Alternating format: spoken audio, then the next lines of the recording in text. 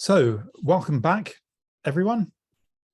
I'm really delighted to introduce Robert Chapman, who is a returning speaker for us at this event. Robert is currently a lecturer in autism and education at Sheffield Hallam University, and Robert has written extensively on neurodiversity and is currently writing a book on neurodiversity and capitalism that connects to this talk. Robert's pronouns are they and them. I'm much looking forward to your talk, Robert. Over to you. Great, thank you so much. I'm just going to share my screen before I say anything more. Great, thanks so much. So thank you for chairing and for the introduction, Jonathan. And so I'm a white person with freckles and graying hair, and there's a white wall behind me with one artwork on it. And today I'm going to talk about Marx, alienation, and mental health. Something I won't really talk about much, but is going to a small part of the motivating factor here, but among many, but I think it's worth mentioning, is that often when Marx is mentioned or cited around discussions of mental health, it's in kind of analyses of the pharmaceutical industry and stuff like that, and looking at how they kind of affect classifications and diagnostic classifications and that kind of thing. And this often leads to an anti-realism about mental illness or mental disability, right? So stuff kind of claims like these aren't real disabilities or whatever, they're just labels, they're just whatever. Now I want to go against that tradition. I'm not going to critique it here, I'm not going to talk much about it, but I want to go against that tradition and give a realist account of mental illness and of mental disability from a Marxian perspective. And I'm not going to assume any understanding of Marx. I'll keep it quite basic. I hope to just explain it in a way which shows the utility of this approach and gives a different analysis of some important things about mental illness and mental disability. Okay.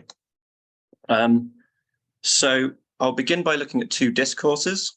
By that I mean two ways of kind of understanding ourselves, speaking about ourselves and each other. One of these relates to mental illness and one of them relates to disability. I'll then go on to look at materialist and Marxian analyses of disablement. I'll then look at a different strand of literature, which looks at alienation and how that can contribute to illness. And then I'll bring these together at the end, and I'll introduce something I call capitalism's neuronormative double bind. This is a dialectical move where I look at what I see as a contradiction, stemming from quite inherent dispositions to capitalism, which actually make it extremely bad for, I'm going to argue, the vast majority of us, although in a slightly different way to the kinds of issues that Marx noted, because he was more focused on class. Here, I'm more focused on mental illness and disability. So illness and disability, just to first recognize that these are both really contested concepts, and so are similar concepts, whether disorder, distress, dysfunction, and so forth. No one can agree on what these mean. No one can agree on which to use. But since we have to use words to say anything at all, I'm going to use the terms illness and disability for this talk. Although I'm not claiming that this is the only way to use them or that these are the only words we should use. They're just the words I'm going to use for this talk. And I'm going to use them in a specific way. So when I talk about illness, I at least prototypically mean feelings of being unwell, which relate to bodily or mental functioning, and which could benefit from clinical support. At least in theory, it might be. We don't have the technology yet. And this could be anything from biomedical to psychotherapeutic and anything in between. By contrast, when I say disability, I really mean being unable to meet current societal standards of normal functioning. So that's a slightly different way, that's a different concept. It's about whether you can function in line with the demands of the society, whatever's considered normal, given political economy, culture, and so forth. And it's important to begin with this distinction because often these are conflated, especially in the general concept of mental disorder, but they do come apart, right? There's no necessary connection between them, even though they do often come together in practice. And when it comes to the various things, like the various things I'm going to be concerned with, which are the things usually called mental disorders, some of these I think fall more towards the disability side, and some of them fall more towards the illness side, although this does change, I think, from person to person, depending on all sorts of things. So just in my own case, for example, for me personally, I'm autistic. I see this as a disability, but not an illness. I've experienced psychotic depression, what I would call that anyway, and that was more of a kind of passing illness for me. And for me, anxiety is both a disability and then sometimes an illness. But this will, again, differ from person to person. So I'm not making any claims about these definitely and always being one or the other, because these are fluctuating and vague concepts which relate to all sorts of different things. But these are the terms I'm going to use for this talk. And something I'm concerned with, I'm going to call them two discourses. And by that, I mean ways of talking about ourselves, talking about each other, which we often use to make sense of these kinds of experiences. And the first discourse is of a mental illness as something one has. And when I say this, I mean people saying things like, I have depression, I have anxiety, I have OCD. And this way of thinking about it, it splits the person from the illness that they have. It says it's mine, it's not anyone else's, it's something I experienced from the first hand, but it's not a fundamental part of me. It at least theoretically could be cured or removed or so forth. I could go on existing without it. It's something I have. And when I say that's a discourse, I mean, it's a very widely used way of speaking about ourselves. And I think especially in recent decades, more and more people speak in this language to make sense of themselves or other people. The second discourse I'm concerned with is about being neurodivergent or disabled as something one is rather than has. So this is almost the opposite. When people speak like this, they at least tend to mean that it is part of their identity, it is part of who they are. So this is most strongly, I think, associated with autistic neurodiversity proponents who will say, I am autistic, I'm not a person with autism. And lots of people have written about that and explained in great detail how they mean it's a very fundamental part of who they are, just in the way that you might, gender or sexuality or other kind of identity concepts might be part of who you are, rather than something you have. And again, this is a very growing discourse. It's something that people use to make sense of their experiences and to talk about themselves and each other. And very importantly, these aren't just diagnoses. Lots of people adopt either or both of these discourses, regardless of whether they have a diagnosis. Right? So if I feel depressed, I don't go and get a diagnosis of depression every time I feel depressed. I just, I can just say I feel depressed, right?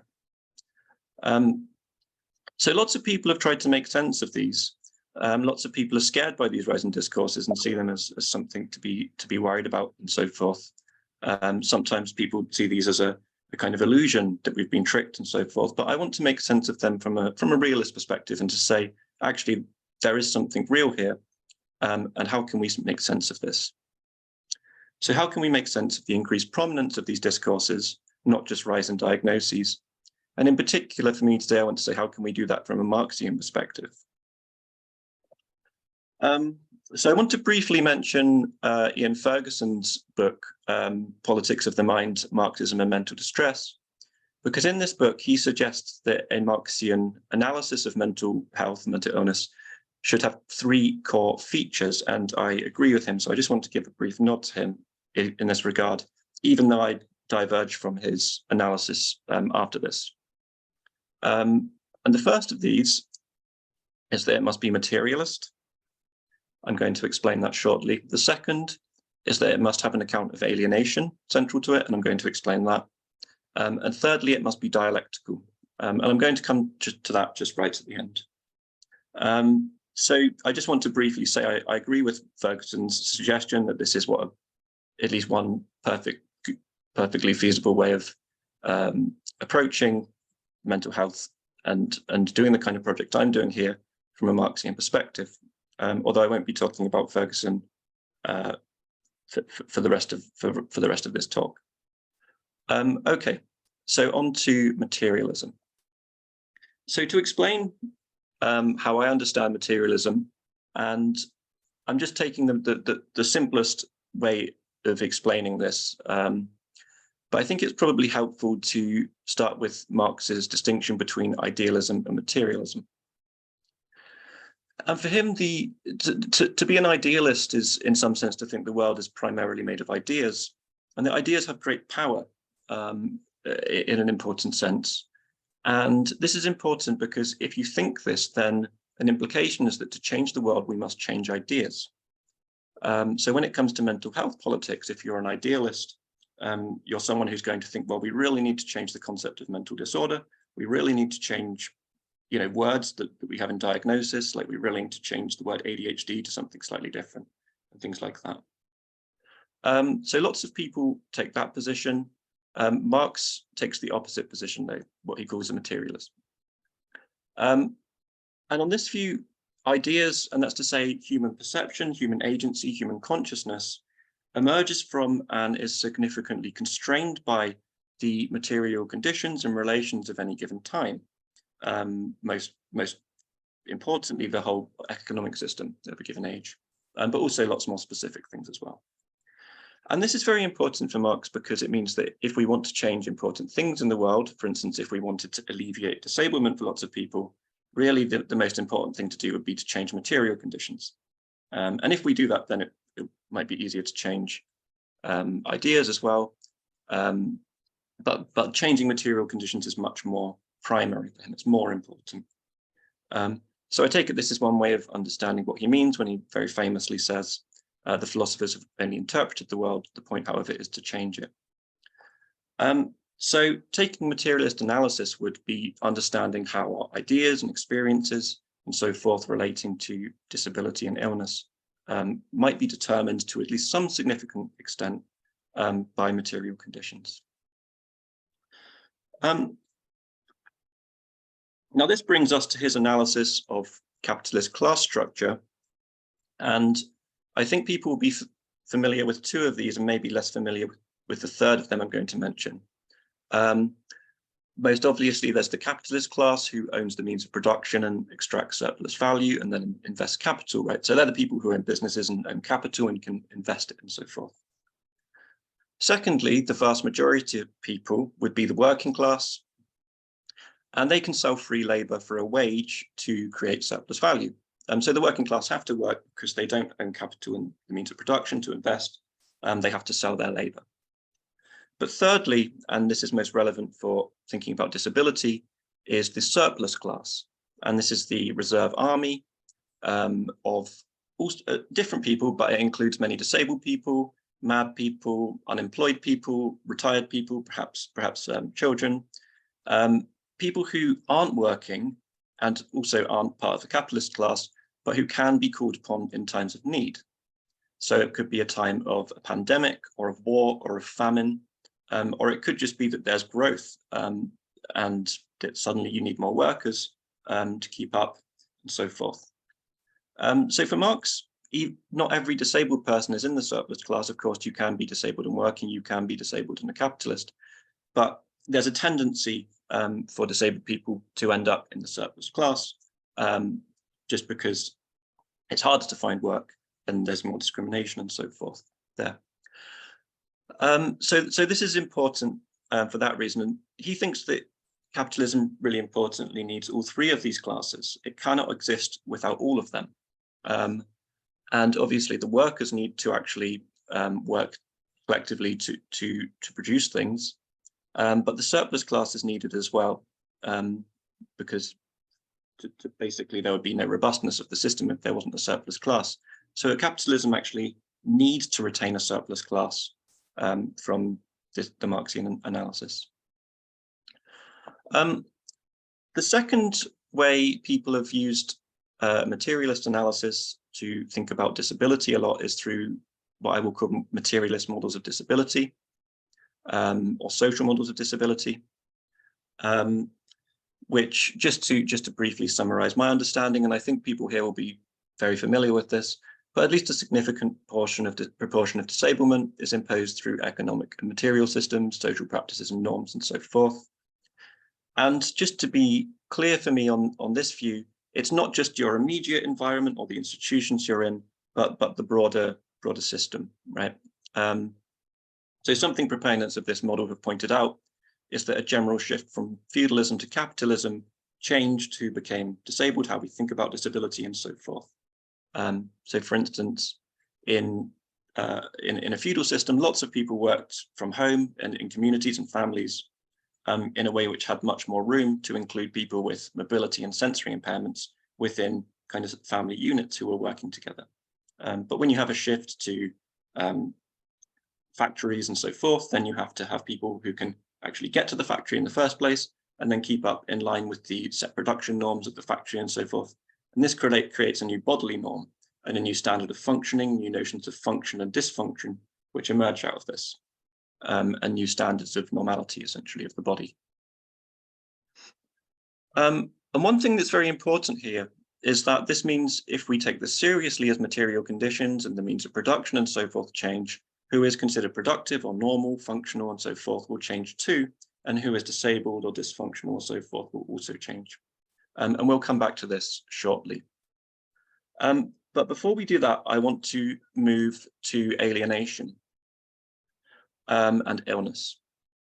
So again, I'm explaining this in the simplest way I can, so I hope not oversimplifying too much. But for Marx, we have a human species being, in an important sense, not quite as fixed as human nature, but something going towards that at least.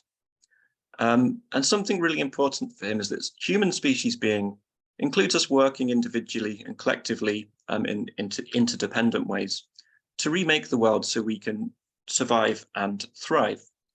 And that's to say, humans are relatively unique in making tools, planting crops, and all that kind of thing. And we need to work together to do this so we can thrive as humans and develop in ways which are good for us and so we can flourish and so forth.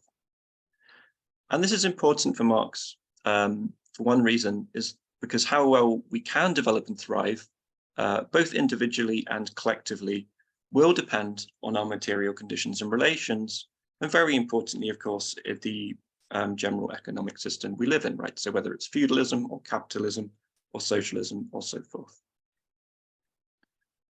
And Marx was particularly concerned with this in the 1840s, and he was concerned seeing the conditions in factories and working conditions in factories and how this was impacting workers and how it impacted their inability to fully develop in line with their species being.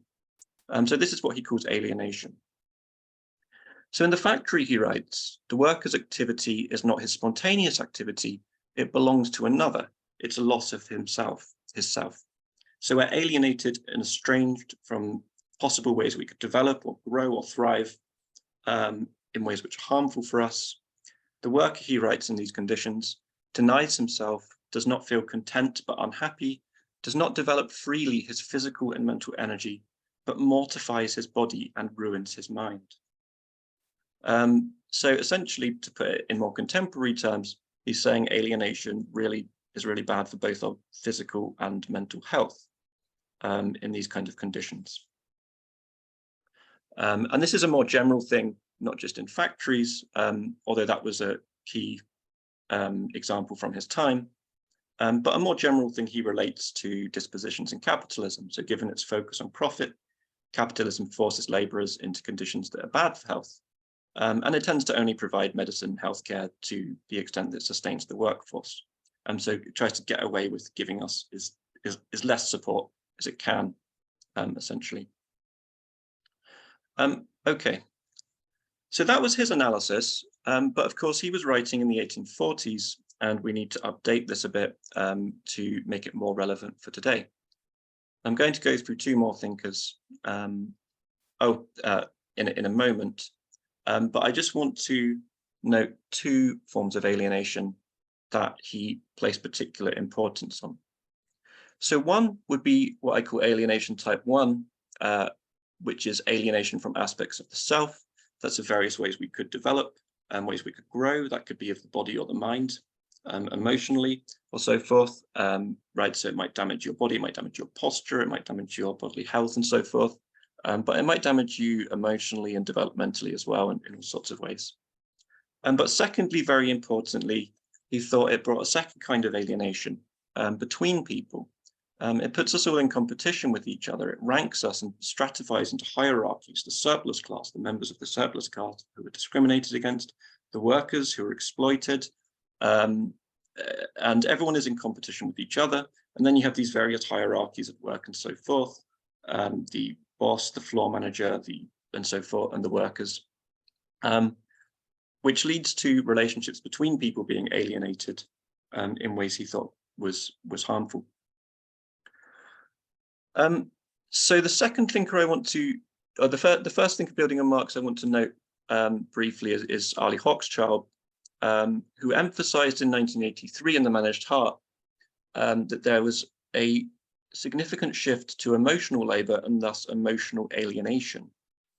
So she begins by talking about Marx and talking about his notion of alienation, and then gives the example of a flight attendant. And she writes, for the flight attendant, the smiles are part of her work, a part that requires her to coordinate self and feeling so that the work seems to be effortless. To show that the enjoyment takes effort is to do the job poorly, because it is easier to disguise fatigue and irritation if they can be banished altogether, at least for brief periods. This feat calls for emotional labor, which can lead to the worker, she writes, becoming estranged or alienated from an aspect of self. So she's very much taking the Marxian conception of alienation and expanding it specifically for the services industry and for jobs which require more primarily emotional rather than manual labor, and asking how this might harm emotional ourselves and our emotional development. And lots of the workers she interviewed in this book, she reports, linked this with what she called situational depression. It was making them very unhappy. And she sees this as stemming from the alienation. So this is very relevant for understanding the shift we have today. She wrote this in 1983, but I think it's, if anything, much more relevant today than it was then, as at least in it where it's different in different parts of the world, of course, but where I am in the UK, it's very relevant, as we have very much a services economy here now, although that will differ depending on place. Finally, I want to just mention something from Berardi. This is finally on alienation. So Berardi's more recent work on cognitive capitalism and alienation focuses on not so much a shift towards emotional labor, but to a shift towards cognitive and attentive labor, to the information economy and to the attention economy, right? So lots of us, even though we do very different jobs, we're producing knowledge, and capital requires our attention, it requires our cognition, which he thinks leads to a kind of attentive and cognitive alienation. Importantly, though, it's not just the shift in the style of work we do and the kind of the resources we use, but he also details how since around 1975 to the present, in a post-Fordist era, these new technologies and so forth that we use to produce cognitive cognitive products end up collapsing traditional distinctions between work and home, private and public, employed and unemployed. So think, for example, maybe 40 years ago, if you finish work on a Friday, then your boss can't contact you until Monday. You don't have to think about your work, at least not to the same extent that we might today. Whereas today you have emails constantly coming in and people can contact you all the time. Berardi thinks you can never really turn off. We're kind of caught in these kind of networks, and alienation seeps out of the workplace and into all aspects of life. And this is very much a cognitive and attentive alienation. As he puts it, our desiring energy is trapped in the trick of self-enterprise. Our libidinal investments are regulated according to economic rules. Our attention is captured in the precariousness of virtual networks. Every fragment of mental activity must be transformed into capital.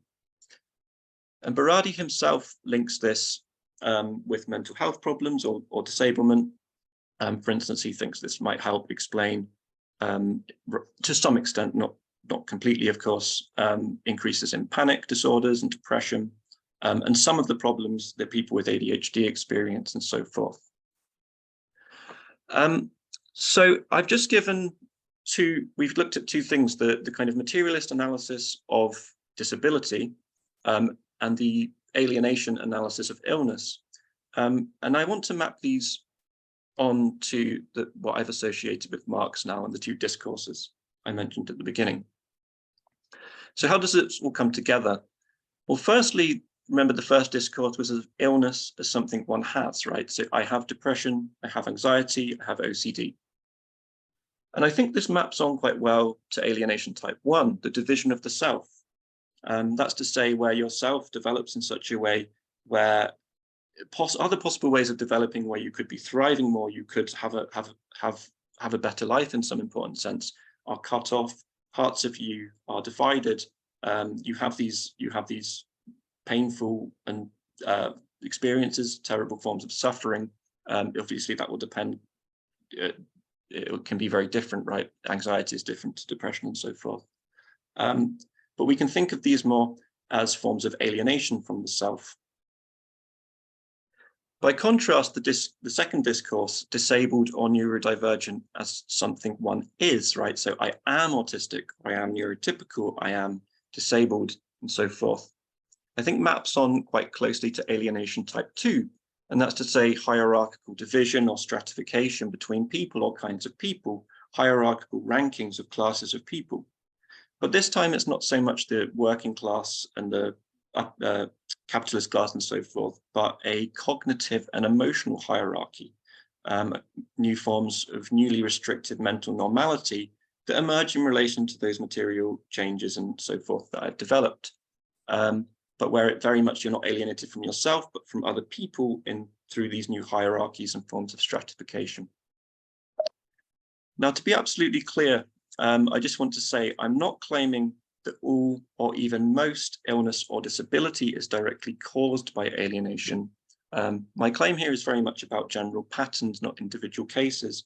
I think this might be a big contributing case to helping understand these discourses more generally and why they've arisen and become much more prominent, because I think they do make sense and capture very real problems. But as to whether they fit onto any individual case is a completely different matter, and that's something I don't have anything to say about today.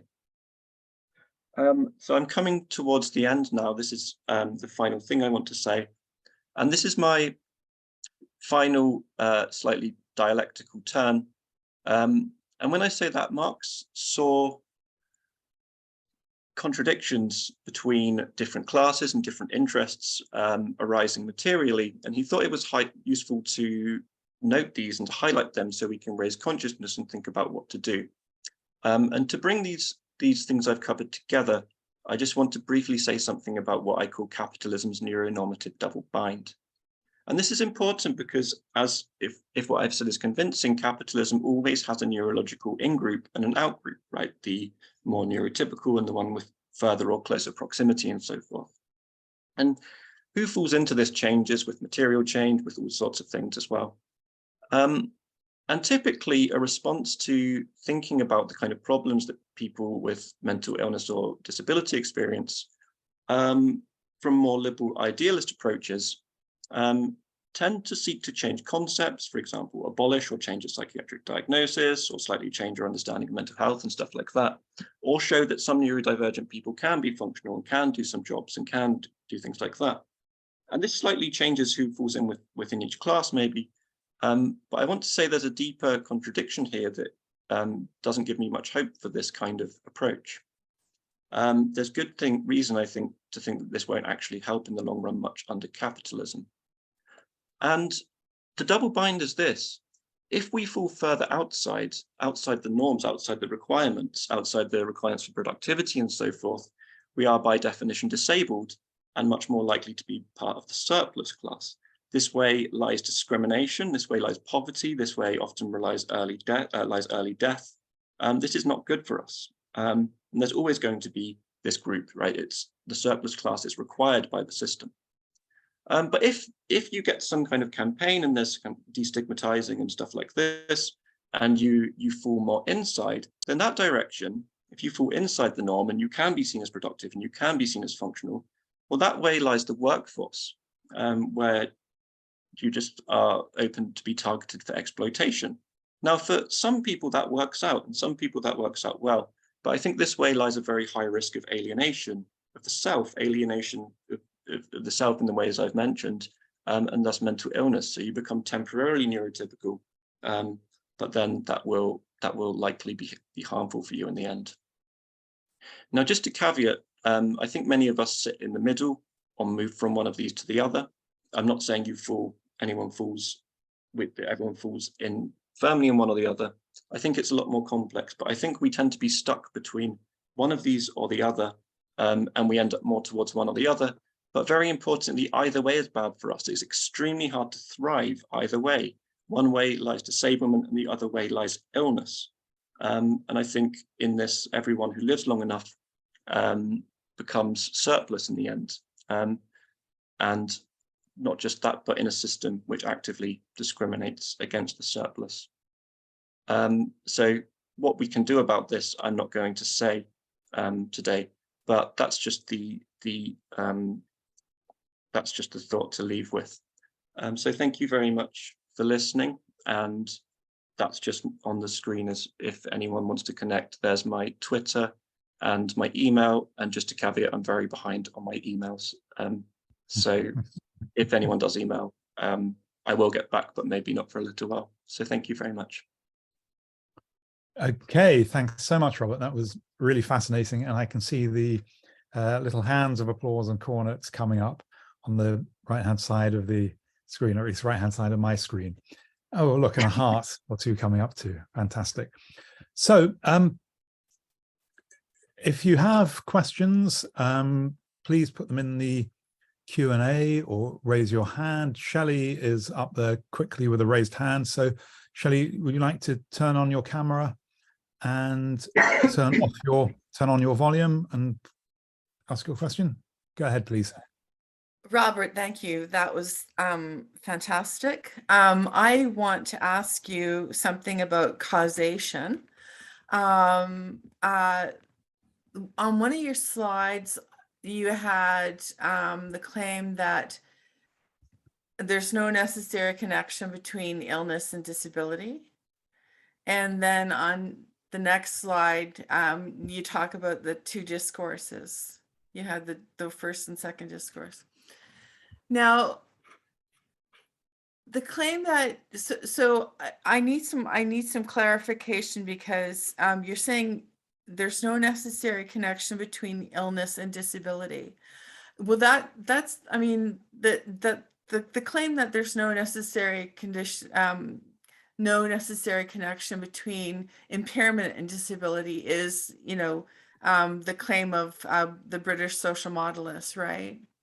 So, but in my work, I have said that in fact, they misunderstand the necessary condition. The necessary connection. There is a necessary connection, and that necessary connection is that disability produces impairment. And I'm wondering, is that the sort of claim that you would make? Yeah, you want to address that? Thank you. Yeah. So, yeah, I mean, I do basically agree with the analysis in your work. I mean, yeah, you very carefully have critiqued the way the social model is standardly makes this distinction between impairment and disability. I basically think that's right. I still think you can sometimes use a social model just as a model, right, rather than a theory, not a claim about reality, but just a useful model to use, right, to see certain things and so forth. So I think it can be retained for that reason. As for the distinction between illness and disability, I really just wanted to make that because I think this standard concept we use with and I'm really thinking about mental disorder here, right? So the concept of mental disorder, which is used in the DSM and the ICD and stuff like that. One of the really harmful things it's done is just conflated illness and disability as through this concept of disorder, as if they're just exactly the same thing. But there are reasons to think that we should think of them as not being identical to each other. I mean, lots of people see themselves as disabled but not ill, or vice versa. Just as words for you know, for making sense of our experiences and so forth, and for making claims on the state and for adjustments and so forth. As for disability producing illness, I mean, I don't have a well worked out metaphysics of illness or anything like that. I think it's a shifting construct which changes for all sorts of reasons. Mainly, and it may be the case. It may be the case that sorry for interrupting. If it may be the case that I mean, one of the criticisms that's been directed at me, and I think it's unfounded, but and really misunderstands what I'm doing, is that my claim is idealist, right? So you know, maybe the claim that maybe the claim that disability causes illness would also be open to the criticism that you're talking about, you know, you're talking in idealist terms. Because, you know, if I said like disability produce, and I have in some places said like disability produces the idea of impairment. And so that's, you know, why people have criticized, but I wanted to ask you that for that clarification. Thank you. I also, I just want to quickly say that I also I agree with and appreciate your point about, you know, does one have a disability, and as opposed to one is disabled. Okay, I see that there's a question, so I will thank you and go off camera. Thank you. Thank you, Shelley. And Amadine asks, thank you very much for a very interesting presentation. What do you make of the capitalist discourse that appropriates the marketable autistic strengths, e.g. computer skills, intense focus, attention to detail, etc., as if we only have the right to recognition and dignity if we can be instrumentalized in a capitalist system? Thank you. Yeah, so I guess this is something I associate with more liberal approaches to kind of neurodiversity advocacy or whatever, right? And I think these can be helpful for some people in some ways. You know, it can lift some people out of poverty and get them into a job, and I can see that that has some utility. But ultimately, I mean, this very much relates back to what I said at the end. I don't think this will help liberate people in the long run, I guess, right? Because kind of helps taking someone maybe out of a poverty, a surplus class situation or something, and having into a job where they'll just be kind of ruthlessly exploited. So some people seem to do okay on that, but for a great many of us, that's just actually it also ends up being a really bad situation in the long run. It kind of so I don't really see any that as being like a liberatory project. I think it will probably help some autistic people, those who are already kind of most privileged in other ways, and all the, you know, all the various factors you would expect relating to race and class and so forth, and we'll leave everyone else behind. So that's why I don't think that kind of liberal neurodiversity project has much utility, and it's not something I think is not something I want to pursue myself. Okay, so Amadine, if you want to come back on that, you already have. You've beaten me to it. So what do you say? Thank you for your response. Okay, so we now have Owen.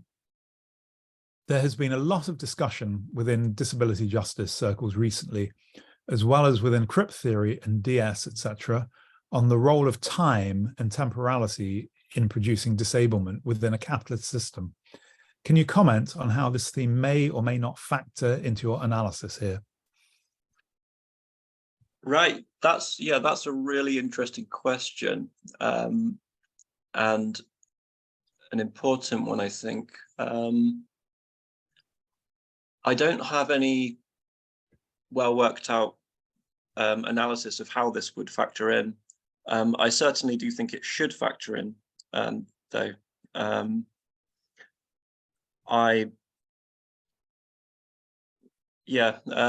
I mean, that's something I would have to, that's just something I'd have to think about a lot more before I. So I think it's compatible with the analysis. It would complement the analysis, but I just don't have any well worked out theory. So if anyone, if you would like to suggest your own view, I'd be interested to hear. But that's all I could say right until I think about this a bit more. Okay, so Owen has put a link in the Q&A, which I'll leave up at the moment for anyone who wants to look at it. Now, there's a question from Emily Dyson that has come into the chat, which is fine. So let me read that out. Thanks for a great talk. Are you suggesting that alienation from self under capitalism is constitutive or a cause of mental illness? Relatedly, are you familiar with institutional psychotherapy and its synthesis of Marx and Freud to theorize mental illness as alienation and the goal of psychiatry is disalienation? Camille Robsis has written a work of intellectual history about this. You might find it interesting. Great, thanks for this suggestion. I haven't read Camille Robsis, but I will definitely make a note of that, because that sounds really that does sound very relevant. As for whether it's constitutive or a cause, I would say it's a pervasive factor, and probably I think almost everything we experience is filtered through this, and that could not just be it could be bad things, but it could also be other things. All our relations with each other, and not just in work as well, but outside of work. So I'm of the school which thinks that alienation is not just something that happens in work, but happens much more broadly, in line with Berardi and so forth. I do also think it could be a cause, although I don't want to put too much of an emphasis on it being a cause. I mean, that's an empirical claim. I mean, people can test that if they want. It certainly could be a cause, but I mean, so many things cause mental illness, and it's different in each case. I would say it makes it worse than it otherwise could have been, and it can be a causal factor.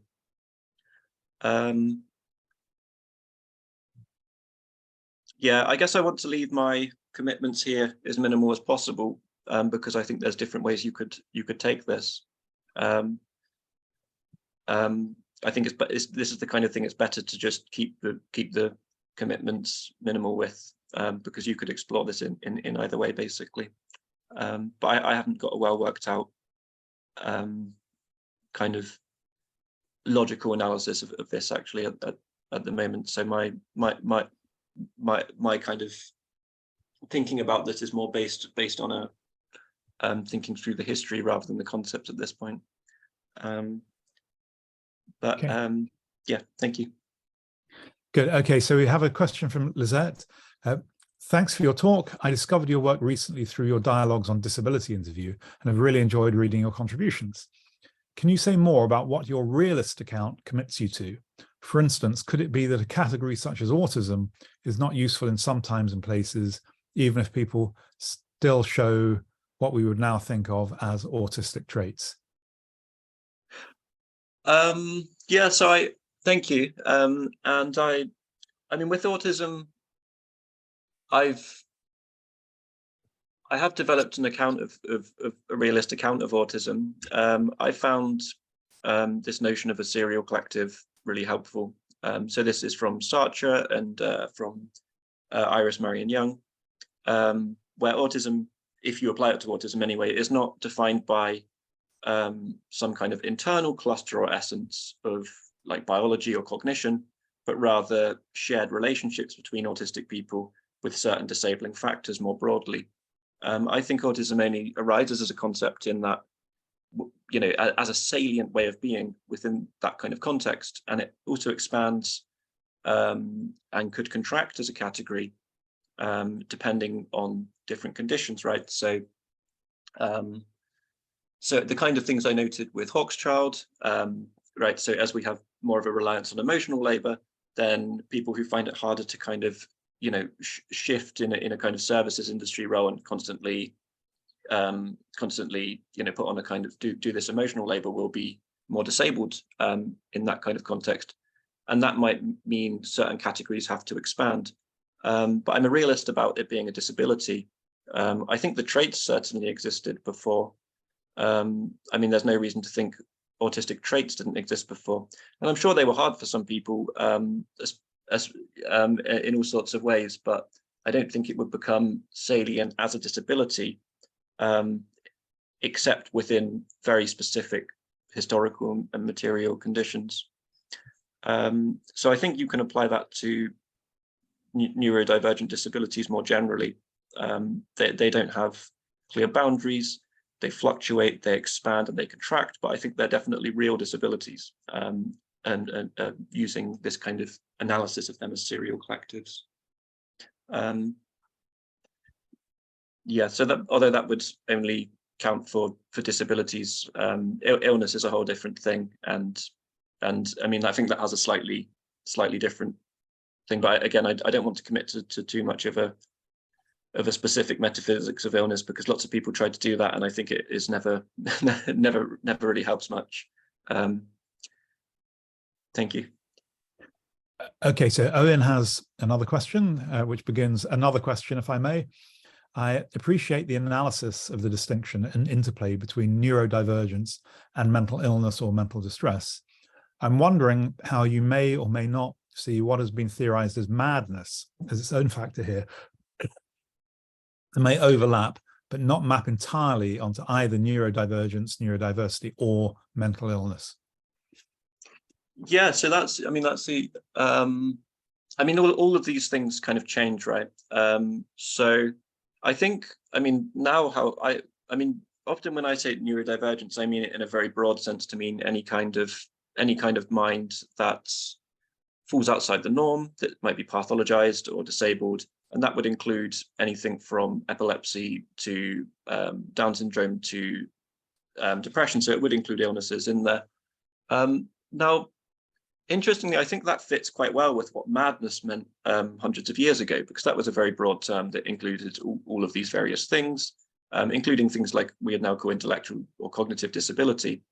But now madness seems to have contracted a bit, and it's more associated with certain diagnoses, because you have all different distinctions being made and stuff like that. So what mad means now is different. So I mean, I think it's helpful to keep madness as a separate concept. I often use them interchangeably. Like you know, for me, I wouldn't particularly care if someone called me mad or neurodivergent, for instance. But I guess this changes from person to person, and it's important to recognize that there are different groups with their own histories who have used these terms in different ways for different political ends and so forth. So I think it can be helpful to theorize madness as a separate thing too. Yeah. Okay, so we do have one last question. We just have time to squeeze in a quick answer to it. So this is from Jonathan. Robert, thank you for a terrific talk. I had to pop away briefly, and hopefully this wasn't mentioned. There's discussion of late about how surplus populations also become sources of profit. They're at once placed outside the bounds of what is normatively endorsed and denied resources, but are profitable as patients. I'm thinking of, I don't know what that word is, PUAR, P-U-A-R, and the recent health communism. Do you think they might intersect with how you view alienation? Yeah, thank you. Yeah, so I mean, health communism just came out, I guess, like a few weeks ago now, or a month. I've read it twice already. I think it's really brilliant, and it's challenged my thinking. I want to incorporate the new concepts from health communism, such as extractive abandonment and so forth, into my analysis. I just have to. I'm very slow at processing things, and I have to I have to spend some time doing that. But I think the project of health communism, it's the closest thing I've read which I feel an affinity with to the kind of project I've been working on. So I just haven't need some more time to be able to bring it into my analysis and help expand it, basically. But yeah, I think it's certainly compatible and really, really important to include. And it's Pure the author, is that right? Or am I P-U-A-R? Is that the author of Health Communism? Or no, that's a different author. Okay. Yeah. All right. Okay. Well, we'll look out for Health Communism. Thanks very much. So let us thank Robert once more, and you can do that in whatever means you have at your disposal. I will be applauding. And we now take a break until 30 minutes past the hour. So we'll be back promptly on the half hour. So thank you very much, everyone, and for your great questions in this session and in the previous sessions as well. See you all soon. Thank you.